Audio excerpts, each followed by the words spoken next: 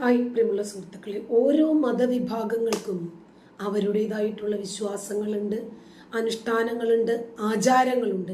പക്ഷേ ഒരു പ്രത്യേക മതവിഭാഗത്തിന് മാത്രം മറ്റുള്ളവരുടെ രീതികൾ കാണുന്നത് അരോചകവും, നമ്മൾ മാത്രം മതി ഇവിടെ, നമ്മുടെ വിശ്വാസങ്ങൾ, നമ്മുടെ അനുഷ്ഠാനങ്ങൾ, നമ്മുടെ ആചാരങ്ങൾ ഇത് മാത്രം മതി ഇവിടെ എന്നും ശഠിക്കുമ്പോഴാണ് നമ്മൾ ചോദിക്കുന്നത്, ഇത് പാകിസ്ഥാനല്ലല്ലോ, നിങ്ങൾക്ക് പാകിസ്ഥാനിലേക്ക് പോയിക്കൂടെ എന്ന് നമ്മളെ കൊണ്ട് ചോദിപ്പിക്കുവാണ് ഇവർ.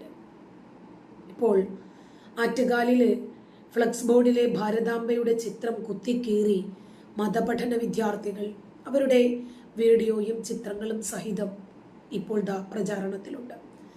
ഞായറാഴ്ച രാത്രിയാണ് ഈ സംഭവം ഉണ്ടാകുന്നത്. സുന്നി മതപഠന വിദ്യാർത്ഥികളുടെ വേഷം ധരിച്ചെത്തിയവരാണ് ഭാരതാംബയുടെ ചിത്രം വികൃതമാക്കിയത്. സംഭവത്തിന്റെ CCTV ദൃശ്യങ്ങൾ പുറത്തു വന്നിട്ടുണ്ട്. ഭാരതത്തിലെ ജനങ്ങൾ അമ്മയായി കണ്ട് ആരാധിക്കുന്ന ഭാരതമാതാവിന്റെ ചിത്രം വളരെ ക്രൂരമായിട്ടാണ് മതപഠന വേഷധാരികൾ കുത്തിക്കേറിയത്. അക്രമികൾ സുന്നി മതപഠന വിദ്യാർത്ഥികളുടെ വേഷം ധരിച്ചെത്തിയവരാണോ എന്നും സംശയിക്കുന്നുണ്ട്. പരുത്തിക്കുഴി അമ്മച്ചിമുക്കിലെത്തിയ അക്രമികൾ പരിസരം അല്പനേരം നിരീക്ഷിച്ചതിന് ശേഷമാണ് ഭാരതാംബയുടെ ചിത്രം കുത്തിക്കേറിയത്. പ്രദേശത്തെ RSS പ്രവർത്തകർ സ്ഥാപിച്ച ബോർഡാണിത്. കൃത്യമായി ആസൂത്രണം ചെയ്താണ് അക്രമികൾ സ്ഥലത്തെത്തിയത് എന്ന് CCTV ദൃശ്യങ്ങളിൽ നിന്ന് വ്യക്തമാണ്. ഇത് വെറുതെ വേഷം ധരിച്ചെത്തിയവരല്ല. CCTV ദൃശ്യത്തിൽ വ്യക്തമായിട്ടും അവരുടെ മുഖമുണ്ട്. അവരേത് സ്ഥാപനത്തിലാണ് പഠിക്കുന്നത്, ഇവർ സുന്നികൾ തന്നെയാണോ, ഇവർ വിദ്യാർത്ഥികളാണോ, അതല്ല മുസ്ലിങ്ങളെയും ഹിന്ദുക്കളെയും തമ്മിൽ അടുപ്പിക്കുന്നതിന് വേണ്ടി ഇവർ വേഷം കെട്ടി ഇറങ്ങിയതാണോ, എല്ലാ കാര്യങ്ങളും ഇന്നറിയാൻ അധികം പ്രയാസപ്പെടേണ്ടി വരില്ല. 3 പേരാണ് CCTV ദൃശ്യങ്ങളിൽ പ്രകടമായിട്ടുള്ളത്. പരിസരം മുഴുവനും നിരീക്ഷിക്കുന്നു. സംഘത്തിലെ ഒരാൾ കത്തിയെടുത്ത് ചിത്രത്തിൽ കുത്തിക്കീറുകയായിരുന്നു. സംഭവത്തിൽ എന്തായിരുന്നാലും പൂന്തുറ പോലീസ് കേസെടുത്തിട്ടുണ്ട്. ഈ നാടിന്റെ പോക്ക് ഇങ്ങനെയാണെങ്കിൽ വലിയ പ്രത്യാഘാതങ്ങളായിരിക്കും നമ്മളെ കാത്തിരിക്കുന്നത്. കാരണം ഒരു മതവിഭാഗത്തിനു മാത്രം അവരുടെ വിശ്വാസങ്ങളും അനുഷ്ഠാനങ്ങളും ആചാരങ്ങളും ഒക്കെ സംരക്ഷിക്കപ്പെടണം. ഇവിടെ അവർക്ക് മാത്രം സുഖസുന്ദരമായി ജീവിക്കണം എന്നതാണ് തത്വമെങ്കിൽ വലിയ രൂപത്തിൽ ബുദ്ധിമുട്ടുകൾ ഉണ്ടാകും. തിരുവനന്തപുരം ആറ്റുകാലിൽ ഫ്ലക്സ് ബോർഡിലെ ഭാരതാംബയുടെ ചിത്രം വികൃതമാക്കുന്ന വിദ്യാർത്ഥികളുടെ CCTV ദൃശ്യങ്ങളാണ് നമ്മൾ ചർച്ച ചെയ്തുകൊണ്ടിരുന്നത്. വിനീഷാണ് വിവരങ്ങൾ നൽകിയത്. ഇപ്പോൾ ഈ വിഷയത്തിൽ പ്രതികരിക്കുന്നതിനായി ഹിന്ദു ഐക്യവേദി സംസ്ഥാന അധ്യക്ഷൻ ശ്രീ RV ബാബു നമ്മോടൊപ്പം ചേരുന്നുണ്ട്. ശ്രീ RV ബാബു, തിരുവനന്തപുരം ആറ്റുകാലിൽ ഭാരതാംബയുടെ ചിത്രം വികൃതമാക്കുന്ന മതപഠന വിദ്യാർത്ഥികളുടെ CCTV ഫുട്ടേജാണ് ഇപ്പോൾ ജനം TVക്ക് ലഭിച്ചിരിക്കുന്നത്. വലിയ രീതിയിലുള്ള ആശങ്ക ഉളവാക്കുന്നുണ്ട്. കാരണം ചെറിയ കുട്ടികളാണ്, വിദ്യാർത്ഥികളാണ്. ഇവർ എന്തിനാണ് ഭാരതാംബയുടെ മുഖം ഇത്തരത്തിൽ വികൃതമാക്കുന്നത് എന്നുള്ള ചോദ്യമാണ് ഉയരുന്നത്. എന്തായാലും പൂന്തുറ പോലീസ് കേസെടുത്ത് അന്വേഷണം ആരംഭിച്ചിട്ടുണ്ട്. പക്ഷേ ഇതിന് ഈ വിദ്യാർത്ഥികളിലേക്ക് നയിച്ച മാനസികാവസ്ഥ, അല്ലെങ്കിൽ ഈ വിദ്യാർത്ഥികൾക്ക് ഇത് ചെയ്യാനുണ്ടാകുന്ന ഒരു പ്രേരണ എന്തുകൊണ്ടാണെന്നാണ് താങ്കൾ കരുതുന്നത്? വിദ്യാഭ്യാസം ഈ വിദ്യാർത്ഥികളിൽ ചെറുപ്പം മുതലേ ഉണ്ടാക്കിയെടുക്കുന്ന മാനസികാവസ്ഥയാണ്. മാനസികാവസ്ഥയെ തുടർന്നുണ്ടാകുന്ന പ്രതികരണമാണ് വിദ്യാർത്ഥികൾ ഈ ഭാരതാംബയുടെ ചിത്രം കാണുമ്പോൾ കാണിക്കുന്നത്. ഈ നമ്മൾ എത്രയോ കാലമായിട്ട് പറയുന്ന വളരെ ശരിയാണ്. 3 വയസ്സു മുതൽ ഇവരുടെ ഫ്രഷ് ബ്രെയിനിലേക്ക് ഇൻജക്ട് ചെയ്യപ്പെടുന്ന മതവിഷം, അന്യമത വിരുദ്ധത, അതിന്റെ ഏറ്റവും സൂപ്പർലേറ്റീവ് വേർഷനിലാണ് ഇപ്പോൾ കണ്ടു തുടങ്ങിയിരിക്കുന്നത്. ശക്തമായ മോണിറ്ററിംഗിന് വിധേയമാക്കണം. ഈ മദ്രസ വിദ്യാഭ്യാസത്തിലൂടെ കുട്ടികളില് ഒരു തരത്തിൽ മറ്റ് മതസമൂഹങ്ങളോടും രാഷ്ട്രത്തോടും ഒക്കെ എന്ത് വികാരമാണ് സൃഷ്ടിക്കുന്നത് എന്നതിനെ സംബന്ധിച്ച് വലിയ തോതിലുള്ള ആശങ്കകൾ പലരും ഇതിനു മുമ്പ് പങ്കുവച്ചിട്ടുണ്ട്. ഈ മദ്രസകളിൽ പഠിക്കുന്ന കുട്ടി കുറച്ചു മുമ്പാണ് ക്രിസ്ത്യൻ ചർച്ചിൽ, എവിടെയാണത് ഞാൻ ഓർക്കുന്നില്ലല്ലോ, ഞാൻ ഒരുപാട് വീഡിയോകൾ ചെയ്തിട്ടുണ്ട്, പൂഞ്ഞാറ് ഒരു സംഭവം ഉണ്ടായത് നമുക്ക് എല്ലാവർക്കും അറിയാമല്ലോ. പൂഞ്ഞാറ് സെന്റ് മേരീസ് ഫെറോന പള്ളിയിലെ സഹവികാരിയായ ഫാദർ ജോസഫ് ആറ്റുചാലിനെ വാഹനമിടിപ്പിച്ച കേസുണ്ടായിരുന്നല്ലോ. കുർബാന നടക്കുന്ന സമയത്ത് പള്ളിമേടയിലേക്ക് ഇരച്ചു കയറിയ കാറും ബൈക്കും ഓടിച്ച പ്രായപൂർത്തിയാകാത്ത കുറെ ആൺകുട്ടികൾ. ആ സഹവൈദികൻ ഇറങ്ങി വന്നിട്ട് നിങ്ങൾ പോകാൻ പറഞ്ഞപ്പോൾ അയാളെ ഇടിച്ചു കൊല്ലാൻ ശ്രമിച്ചു. 27 പേരായിരുന്നു ഈ കേസിൽ അറസ്റ്റിലായത്. ഈ സംഭവവുമായി ബന്ധപ്പെട്ട് സാമൂഹിക മാധ്യമങ്ങളിൽ മതവിദ്വേഷം പ്രചരിപ്പിച്ച 2 പേർക്കെതിരെയും Kottayam cyber police case register ചെയ്തിട്ടുണ്ട്. വൈദികനെ ആക്രമിച്ചവർക്കെതിരെ പ്രതിഷേധമുയർത്തിയ കണ്ടാൽ അറിയാവുന്ന 5 പേർക്കെതിരെയും ഈരാറ്റുപേട്ട പോലീസ് അന്ന് കേസെടുത്തു. വാഹനം ഇടിപ്പിച്ച കേസിൽ അറസ്റ്റിലായ 27 പേരിൽ 10 പേര് പ്രായപൂർത്തിയാകാത്തവരാണ്. പ്രായപൂർത്തിയാകാത്ത കുട്ടികൾക്ക് വണ്ടി കിട്ടുന്നു, ലൈസൻസ് ഇല്ല. ഈ കുട്ടികൾക്ക് പള്ളിമേടയ്ക്കകത്ത് കയറി സഹവൈദികനെ ഇടിച്ചു കൊല്ലാനുള്ള പ്രേരണ എവിടെ നിന്ന് ലഭിക്കുന്നതാണ് എന്നതാണ് ചോദ്യം. അയാളെ ഇടിച്ചു കൊല്ലാൻ ശ്രമിക്കുന്നു. ആ കേസിലാണ് ഇവരെ പ്രതി ചേർക്കപ്പെട്ടത്. അറസ്റ്റിലായ ആളുകളുടെ പേര് വിവരങ്ങൾ പോലും പോലീസ് പുറത്തുവിട്ടിട്ടില്ല. ആലോചിക്കണം. അതിന് മാതൃകാപരമായ ശിക്ഷാരീതികൾ അന്നുണ്ടായിരുന്നെങ്കിൽ ഇന്ന് ഭാരതാംബയുടെ ചിത്രം കീറുന്നതിലേക്ക് ഇവരെത്തുമായിരുന്നില്ല.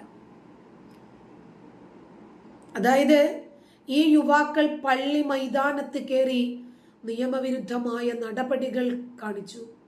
അപലപനീയമല്ലേ? ഖേദകരമല്ലേ? തീവ്രവാദമല്ലേ? ഭീകരപ്രവർത്തനമല്ലേ? അന്യമത വിരുദ്ധതകൾ മദ്രസ തലം മുതൽ ഇവരുടെ തലച്ചോറിലേക്ക് ഇൻജക്ട് ചെയ്തതുകൊണ്ടല്ലേ ഇവരിൽ നിന്നും ഇത്തരം ഒരു സമീപനം ഉണ്ടായത്? അല്ലേ? ശക്തമായി പ്രതിഷേധിക്കാൻ എത്ര സംഘടനകൾ മുന്നോട്ട് വന്നു? ആലോചിച്ച് നോക്കിയാൽ മതി, നമുക്ക് മനസ്സിലാകും. അന്ന് അതിന് വേണ്ടത്ര രൂപത്തിൽ മുൻഗണന കൊടുക്കുകയും പ്രായപൂർത്തിയായവരാണെങ്കിലും ആകാത്തവരാണെങ്കിലും നമ്മുടെ നാടിന്റെ ഭരണഘടനാ പ്രകാരം അർഹമായ രൂപത്തിലുള്ള ശിക്ഷ കൊടുക്കുകയും ചെയ്തിരുന്നെങ്കിൽ ഇന്നിത് ആവർത്തിക്കുമായിരുന്നില്ല. എന്ന കുട്ടികളിൽ തീവ്ര മതബോധം വളർത്തി അവരൊക്കെ മതഭീകരവാദ സംഘടനകളിലേക്ക് റിക്രൂട്ട് ചെയ്യപ്പെടുന്നതിന്റെ പശ്ചാത്തലം പരിശോധിക്കണം എന്നതിനെ കുറിച്ചൊക്കെ ഒരുപാട് തവണ നമ്മൾ ചർച്ച ചെയ്തിട്ടുള്ള കാര്യങ്ങളാണ്. എങ്ങനെയാണ് കമ്പ്യൂട്ടർ എഞ്ചിനീയറിംഗും മെഡിസിനും ബിഫാമും ഡിഫാമും ഒക്കെ പഠിച്ചിട്ടുള്ള കുട്ടികൾ ഈ തീവ്രവാദ ആശയങ്ങളിലേക്ക് പോകുന്നത്? എങ്ങനെയാണ് അവർ ഇരുമ്പ് നിക്കറിട്ടിട്ട് പൊട്ടിത്തെറിക്കാൻ വ്യഗ്രത കാണിക്കുന്ന ഒരു യുവ സമൂഹമായി മാറുന്നത് എങ്ങനെയാണ് എന്നറിയണം, പഠിക്കണം. അപ്പോ അവരുടെ ഈ തരത്തിൽ മനസ്സിൽ ഭാരതത്തെ കുറിച്ച് കേൾക്കുമ്പോൾ, ഭാരതാംബ എന്ന ഒരു ചിത്രം കാണുമ്പോൾ ഒക്കെ ഉള്ളിൽ തെളിയുന്നത് അല്ലെങ്കിൽ അവർ വലിയ കടുത്ത ഒരു തരത്തിൽ മതവിദ്വേഷം ജനിക്കുകയാണ്. ഇത് രാഷ്ട്രത്തിനെതിരായിട്ടുള്ള, നാടിന്റെ സംസ്കാരത്തിനെതിരായിട്ടുള്ള ഒരു തരത്തിൽ പറഞ്ഞാൽ ഒരു നീക്കമാണ്. ആ കുട്ടികൾ ചെറുപ്പം മുതലേ ആ രാഷ്ട്രത്തിനെതിരായി ചിന്തിക്കാനും നാടിനെതിരെ പ്രവർത്തിക്കാനുമുള്ള ഒരു മനോഭാവം അവരുടെ ഉള്ളിൽ ആരാണ് സൃഷ്ടിക്കുന്നത്? മദ്രസയാണെങ്കിൽ മദ്രസ, അല്ലെങ്കിൽ മറ്റേതെങ്കിലും സംഘടനയാണോ എന്നതിനെ കുറിച്ച് ആലോചിക്കേണ്ടതാണ്. പോലീസ് വെറുതെ ഒരു കേസ് ചാർജ് ചെയ്തിട്ട് കാര്യമില്ല. ഈ കുട്ടികൾക്ക് എന്ത് വിദ്യാഭ്യാസമാണ്, ആരാണ് ഈ കുട്ടികളിൽ ഇത്തരത്തിലുള്ള മനോഭാവം ഉണ്ടാക്കുന്നത് എന്നതിനെ കുറിച്ച് ഗൗരവമായിട്ട് അന്വേഷിക്കണം.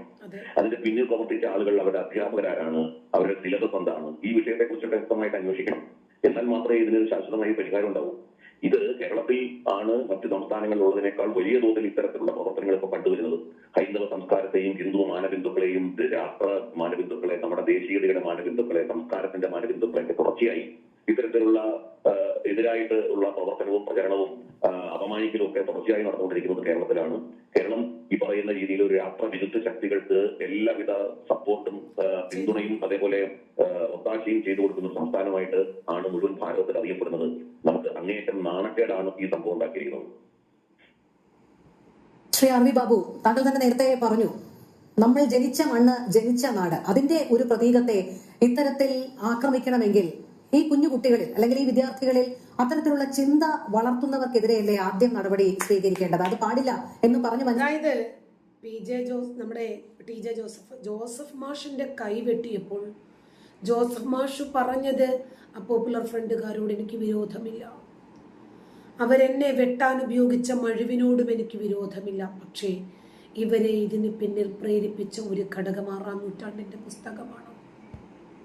മനസ്സിലാക്കേണ്ടത് അവിടെ മുതൽക്ക് തന്നെയല്ലേ? ഇനി വരുന്ന ഭാവി തലമുറ ഇത്തരം ചിന്താഗതി വെച്ച് പുലർത്തുന്നവരാണെങ്കിൽ സമൂഹത്തിന്റെ പുരോഗതിക്ക്, നന്മയ്ക്ക് ഒക്കെ ഇത് വലിയ രീതിയിൽ ദോഷം ചെയ്യുകയില്ലേ? ഇവരുടെ കാഴ്ചപ്പാട് ഈ രീതിയിലാണ് മുന്നോട്ട് പോകുന്നതെങ്കിൽ നമ്മുടെ രാഷ്ട്രത്തിന്റെ സ്വത്വത്തെ, രാഷ്ട്രത്തിന്റെ ദേശീയതയൊക്കെ കുട്ടികളുടെ ഉള്ളിൽ മാറ്റി കളയുന്ന തരത്തിലുള്ള ഒരു മത പഠനം, ആ മതപഠനം കേരളത്തിൽ വ്യാപകമായിട്ട് നടക്കുന്നു എന്നുള്ളത് ആ നിലയ്ക്കുള്ള ഒരു പ്രവർത്തനമാണ് കേരളത്തിലെ പല സംഘടനകളും, തീവ്ര സ്വഭാവത്തോടെ പ്രവർത്തിക്കുന്ന സംഘടനകളും നടക്കുന്നത് എന്നുള്ളത് ഇതിനകം തന്നെ വ്യക്തമാണ്.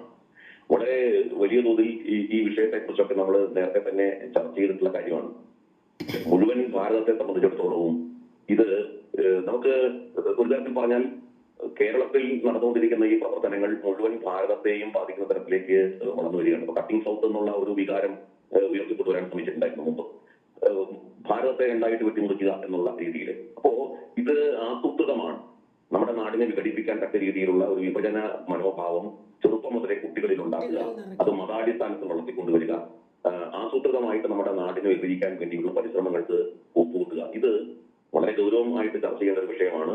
ഇതിന് വലിയ വില കൊടുക്കേണ്ടി വരും. നമ്മൾ ഒരു രാഷ്ട്രം എന്ന നിലയ്ക്ക്, ഒരു ജനത എന്നുള്ള നിലയ്ക്ക് വലിയ വില കൊടുക്കേണ്ടി വരും.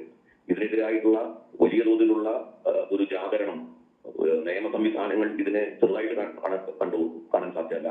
വലിയ തോതിൽ ഇത്തരം പ്രവർത്തനങ്ങൾ എവിടെ നിന്നാണ് ഒറിജിനേറ്റ് ചെയ്യപ്പെടുന്നത്, ആരാണ് ഇതിന്റെ പിന്നിൽ പ്രവർത്തിക്കുന്ന ശക്തികൾ എന്നുള്ളതിനെ കുറിച്ച് കണ്ടെത്തി നിയമത്തിന് മുമ്പിൽ അവരെ കൊണ്ടുവരണം. ജനിച്ച നാടും പെറ്റമ്മയും സ്വർഗത്തെക്കാൾ മഹത്തരമാണ് എന്ന് പഠിപ്പിച്ച ആ ഒരു നാട്ടിൽ ഇവിടെ സ്വന്തം നാടിനെ അഭിവൃദ്ധിപ്പെടുത്തുക, സ്വന്തം നാടിന്റെ പൈതൃകത്തെ അഭിവൃദ്ധിപ്പെടുത്തുക എന്നുള്ളത് ഒരു ഹരമായി കൊണ്ട് നടക്കുന്ന ഒരു വിഭാഗം ആളുകൾ അവരുദ്ദേശിക്കുന്നത് ഈ നാടിനെ തകർക്കാനാണ്, ഈ നാടിനെ ശിഥിലമാക്കാനാണ്, ഒരു മതരാജ്യമാക്കി ഈ രാഷ്ട്രത്തെ മാറ്റാൻ വേണ്ടിയിട്ടുള്ള പരിശ്രമമാണ്. ചെറുപ്പം മുതൽ ഇതൊന്ന് തുറന്നു പറയാൻ നമ്മുടെ നാട്ടിൽ എത്ര ആളുകൾ ഉണ്ടാകും എന്നിടത്താണ് ഇവിടുത്തെ പ്രതികരണത്തിന്റെ വ്യാപ്തി നമുക്ക് മനസ്സിലാക്കുന്നത്. നന്ദി.